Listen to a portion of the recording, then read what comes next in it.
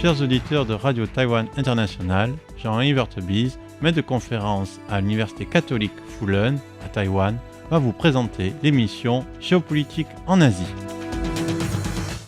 Chers auditeurs de Radio Taïwan International, bonjour pour ce nouveau podcast de notre émission Géopolitique en Asie. Nous allons revenir sur un événement d'il y a 2 semaines et qui, en fait, sur du moins un des événements à l'intérieur de l'événement qui a eu lieu il y a 2 semaines, à savoir la tenue du G20 en Inde le 9 et 10 septembre 2023.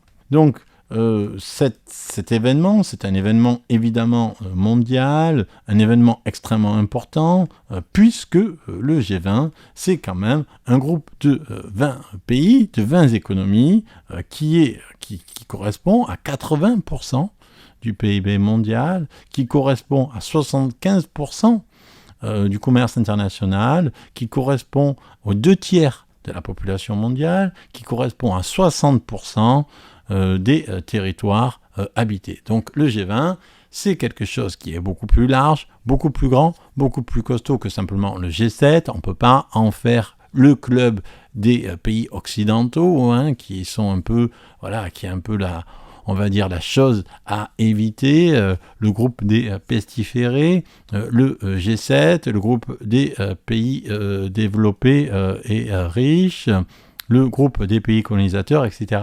Donc le G20 a été construit sur la base, en fait, d'un élargissement du G7. Il est constitué de pays qui sont tous extrêmement importants, de par leur poids économique et de par leur poids géopolitique, donc l'Australie, le Canada, l'Arabie Saoudite, les États-Unis, l'Inde, la Russie, l'Afrique du Sud, la Turquie, l'Argentine, le Brésil, le Mexique, la France, l'Allemagne, l'Italie, le Royaume-Uni, la Chine, l'Indonésie, le Japon et la Corée du Sud. Donc tous ces pays, ce sont des pays qui en fait aujourd'hui font partie du G20, qui ont organisé de façon à différents moments les sommets du G20. L'année dernière, en 2022, c'était l'Indonésie, donc cette année c'est l'Inde, 2023. L'année dernière, c'était l'Indonésie, en 2022. En 2021, c'était en Italie. Donc on voit ici que chaque pays, en fait, héberge le G20. Et cette organisation a en fait pour but principal de définir les principes fondateurs des règles du commerce international et en même temps a aussi une valeur politique et une valeur d'engagement. Une valeur d'engagement, en fait, c'est un peu la manifestation d'une forme de gouvernance mondiale à échelle restreinte, c'est-à-dire c'est pas l'ONU et c'est 190 pays, c'est un groupe de pays qui appartiennent à tous les continents, qui en fait essayent de se mettre ensemble pour définir une perspective sur l'avenir du monde. Or, donc ça c'est un peu la présentation du G20. Or, cet événement du G20 donc, a été marqué par la présidence de l'Inde, a été marqué donc, par la présence du président indien, Narendra Modi. Je ne vais pas revenir sur le contenu ici dans cette émission de ce G20. On pourra l'évoquer sans doute dans une autre émission. Ici, je reviendrai simplement sur un événement qui a fait pas mal couler d'encre au moment où il s'est déroulé. Et donc, j'en parle maintenant parce que, évidemment, le fil de l'actualité, il se passe beaucoup de choses. Et donc, parfois, on en parle un peu après. Lors de ce sommet du G20, ce qui a été surtout commenté, du moins, on va dire avant que le sommet se passe, est quelque chose finalement qui a un peu parasité le sommet ou qui, là, on va dire, lui a donné une tonalité un peu différente, c'est l'absence de Xi Jinping. Donc, l'absence de Xi Jinping, étant donné que la Chine, c'est la 2e puissance économique mondiale, c'est sans doute la 2e puissance aussi, on va dire, en termes non seulement géopolitique, économique, voire même militaire, même si évidemment la Russie est devant en termes de en termes notamment d'armes nucléaires. Et donc, l'absence du représentant le plus important d'un pays et d'un des pays les plus importants au monde, après les États-Unis, est quand même quelque chose qui est assez intéressant, d'autant plus que Xi Jinping s'était rendu juste avant au sommet du G20, et même qu'avant encore, il était allé en Russie pour rencontrer son homologue russe, donc Vladimir Poutine. Donc on peut se demander, est-ce que pour la Chine de Xi Jinping, Vladimir Poutine, qui d'ailleurs n'était pas présent au G20 parce qu'il est sous le coup d'un mandat d'arrêt international, donc est-ce que pour Xi Jinping finalement, les présidents des États-Unis, de France, d'Inde, du Brésil, de la Turquie sont finalement tous les présidents de tous et les responsables politiques de tous les pays du G20 réunis sont moins importants qu'un président qui est sous le coup d'un mandat international. C'est quand même une position qui interroge et qui on comprend que cela a pu se faire réfléchir. Et donc il y a eu beaucoup d'hypothèses différentes. Donc on ne va pas tous les énumérer, mais on peut quand même en évoquer certaines. Donc Xi Jinping ne serait pas rendu au G20, ça serait un signe des faiblesses économiques de la Chine, du besoin de Xi Jinping d'être à l'intérieur du pays pour vérifier ce qui se passe.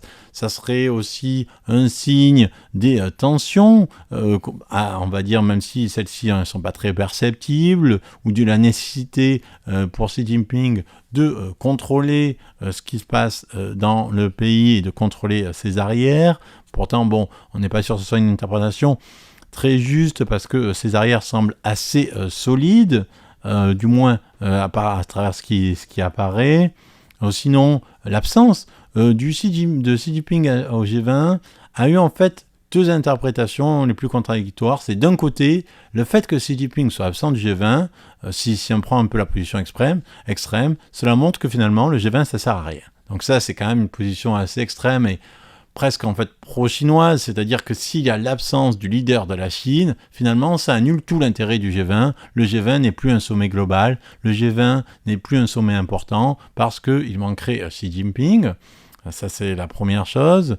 La deuxième, l'interprétation en fait inverse, c'est que finalement l'absence de Xi Jinping au G20 est liée donc au fait que finalement Xi Jinping préfère participer dans des sommets dans lesquels la Chine est en position de force. Dans le sommet des BRICS, par rapport à un sommet avec Vladimir Poutine, Xi Jinping reçoit un traitement de faveur, un traitement d'honneur, et il n'est pas un parmi les autres, et peut-être qu'il y a aussi chez le dirigeant chinois, on va dire, une certaine désir, un certain souhait, une certaine habitude, sans doute, d'être extrêmement respecté, extrêmement reconnu, et pas d'être un parmi 20 autres.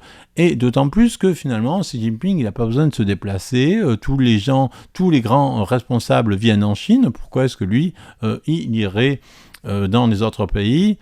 Plus, en fait, on pourrait dire qu'il y a plus simple, c'est-à-dire que au moment où la Chine avait publié sa carte disant qu'une partie de l'Inde était chinoise, au moment où la rivalité entre l'Inde et la Chine sur le plateau du Ladakh se remet un peu en route avec la construction de différentes structures souterraines de la Chine sur le plateau du Ladakh, mises en évidence par des satellites, il était un peu malaisé pour la Chine de se rendre à un sommet qui finalement donnait la place d'honneur, la première place au monde, au pays hôte et évidemment au président indien Narendra Modi, qui aujourd'hui est extrêmement courtisé et qui aujourd'hui est en fait unique dans le monde parce que c'est le seul à pouvoir parler à la fois à la Chine, à la Russie et aux États-Unis, presque sur un plan d'égalité.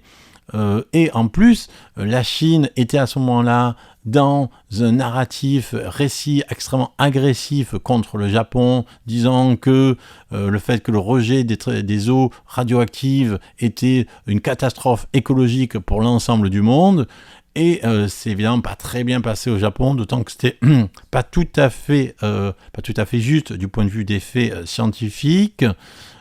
Et donc, la Chine étant dans une position de tension assez forte avec à la fois le Japon et l'Inde, sans parler des conflits avec les États-Unis, et peut-être aussi Xi Jinping n'avait pas vraiment d'intérêt à avoir un nouveau dialogue avec Joe Biden qui en fait n'apporterait rien aux relations entre les deux pays, et n'étant pas au centre du sommet, il a préféré s'abstenir. On peut penser que c'est finalement l'interprétation la plus raisonnable.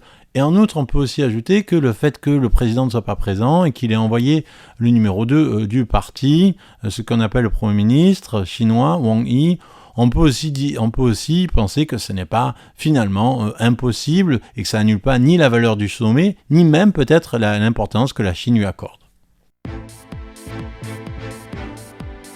C'était Jean Evertebise dans son émission Géopolitique en Asie pour RTI.